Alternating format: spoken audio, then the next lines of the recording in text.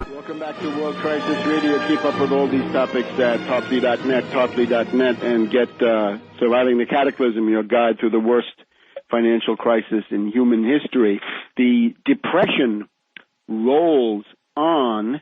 We've just had a really wretched job report this morning, right? We're speaking to you on January 7th, the day after Epiphany. Well, we had an epiphany on the Depression front, a little bit delayed this morning. It had been expected that they would be able to point to 300,000 new jobs created. Instead, the Department of Labor, in spite of massaging and cooking and doctoring and injecting with formaldehyde everything they had, 103,000 jobs so-called created, and that's very anemic. They claim, though, that the unemployment rate has gone down from 9.8 to 9.4, but note, this is simply now more 99ers. As soon as you get to the 99-week mark, and this, of course, means 99 weeks since the most intensive layoffs and firings, which were, generally speaking, December 08, January 09, February 09, March 09. That was when the Depression really worked itself out, right? The world derivatives panic of September 08 hit the job front with a certain delay of 4 to 6 or 8 weeks or whatever it was.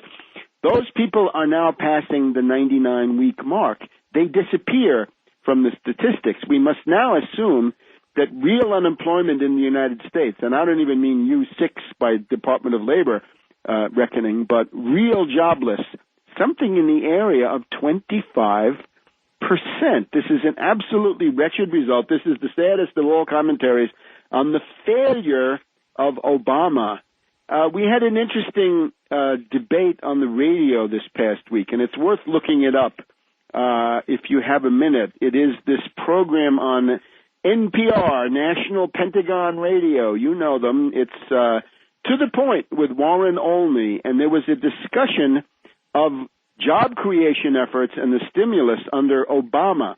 And on here comes Harold Meyerson, sometime columnist for the Wall Street Journal, for the Washington Post, and Harold Meyerson contrasted the situation in 1933-1934 with the situation of 2009-2010. And he pointed out in 1933, in the late autumn, you have Franklin D. Roosevelt assigning Harry Hopkins the creation of the CWA, Civil Works Administration, and later the WPA, PWA, the Works Progress Administration, in particular under Hopkins, creating 4.25 million jobs in less than 2 months. 4.25 million jobs, meaning 17 million people approximately through family income saved from destitution, starvation, grinding poverty, homelessness, and so forth. It's basically saving the social fabric of the United States at the time. And then you compare that to the wretched results of the Obama stimulus. And as Harold Meyerson says, and this is, again, a sad commentary, and it ought to be a spur to do something, it looks like you're dealing with two different countries.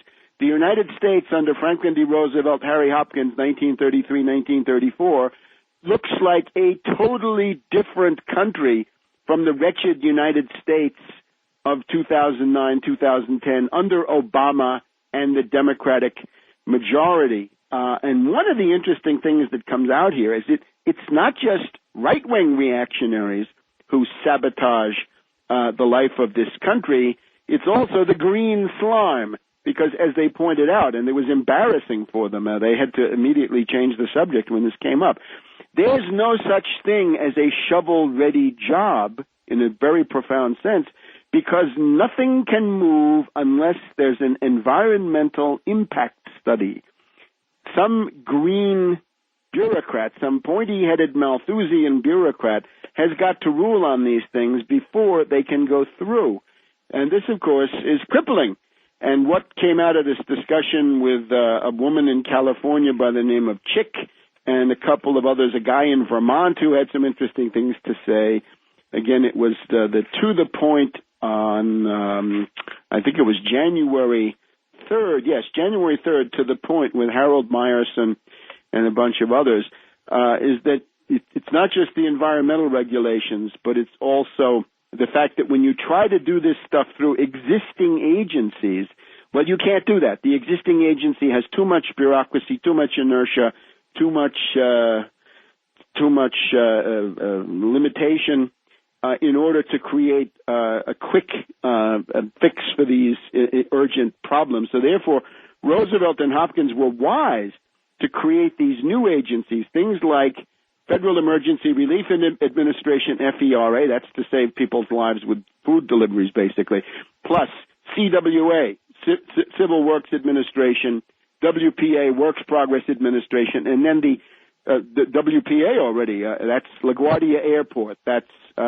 National Airport here in Washington, D.C., that's a host of public buildings, roads, water projects across the United States. And then on top of that, PWA, which is the really big engineering jobs, things that are somehow an order of magnitude bigger in terms of the engineering challenge, the Triborough Bridge in New York, the Bonneville Dam, the Hoover Dam, things that pose really special problems. That's the PWA, Public Works Administration with Harold Ickes.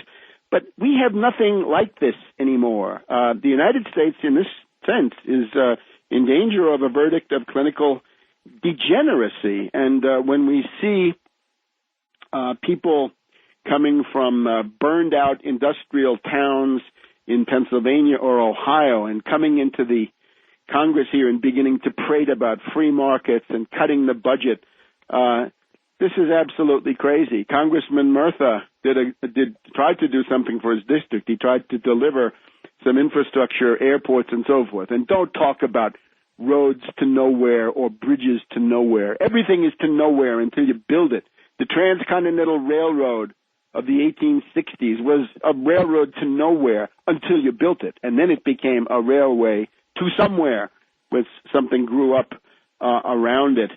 So that's a very interesting discussion. The other interesting programmatic element that came up in the public discussion, on that same day of January 3rd, we have, of all people, Jeffrey Sachs, the pro-International Monetary Fund, pro-World Bank economist, the guy who basically destroyed Bolivia, destroyed Poland, did what he could to destroy the Soviet Union, the shock therapist of the International Monetary Fund, the extreme free marketeer who's now reinvented himself as a critic of those same policies. He's trying to become a kind of a Stiglitz in his own right. In other words, a kept in-house opposition for the IMF. He pointed out that in the state of New York, there is a securities transfer tax, and it's something in the area of $15 billion to $20 billion a year that are simply being given back to the Wall Street hyenas, the hedge fund operatives, the stock jobbers, and so forth.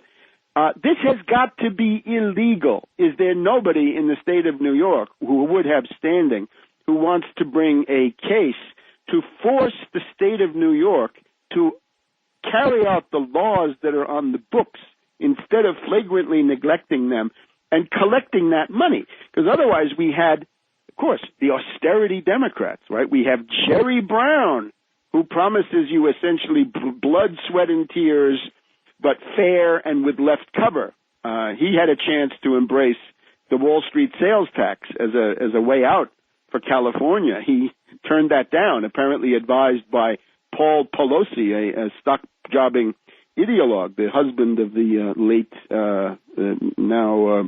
speaker, now minority leader, Princess Pelosi. So we've also got Cuomo of New York giving a speech in Albany. Essentially, it's going to be a wage freeze and an attack on the public unions. Why? Why not, dear Cuomo, collect the tax measures that are on the books, the New York State Code? Obey the law, Cuomo. We'll be back in a minute on World Crisis Radio.